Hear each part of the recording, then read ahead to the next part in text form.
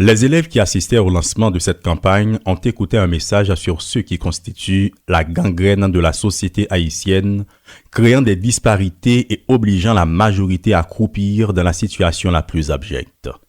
Mais d'abord, le directeur du Collège Canado, lieu du déroulement de l'événement, tenait à faire les civilités. Tant pour l'école, tant pour la nation, et si l'ULCC a choisi de commencer par les écoles pour sensibiliser contre ce fléau, l'ULCC a commencé par le bon bout. Les jeunes, les écoliers sont les piliers sur lesquels doit se construire la société de demain. Voilà pourquoi, plus cette classe est sensibilisée, meilleur sera l'avenir. Et le directeur général de l'unité de lutte contre la corruption, Maître Hans Joseph, se dit conscient de cette situation. Au terme de cette campagne inédite, les élèves doivent savoir que voler l'État, c'est certainement voler.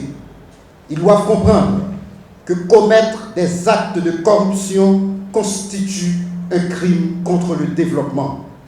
Nos élèves, nos enfants doivent être convaincus que s'enrichir illicitement est un déshonneur qui jette dans l'affliction, dans la pauvreté extrême, une majorité de leurs semblables.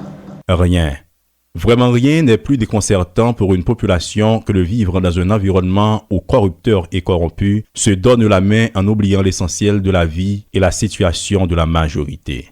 Tous les maux de la nation trouvent leur origine dans la corruption, assure le DG de l'ULCC qui souhaite prêcher par l'exemple. Le taux inacceptable de chômage que nos jeunes subissent, la criminalité qui accélère la fuite des cerveaux et des capitaux et qui fissure la nation haïtienne, le kidnapping qui précarise davantage les familles, l'insécurité qui endeuille notre pays sont tous, je vous l'affirme, des conséquences directes et indirectes de ce mal aux effets dévastateurs qu'est la corruption. Malgré l'impunité qui règne actuellement dans le pays, le secrétaire d'État à la jeunesse demande aux jeunes de garder espoir. Charlot Jacquelin Junior prêche l'unité, l'action et l'espérance pour changer de paradigme et laisser d'autres valeurs à la postérité. Le jour viendra où la corruption sera encore pratiquée. Mais ce qui est sûr et certain, elle sera sévèrement punie. Soyez, chers jeunes, de nouveaux agents de la lutte contre la corruption. À cette cérémonie de lancement, des artistes, des membres du secteur éducatif, des représentants des institutions publiques ou privées avaient répondu présent.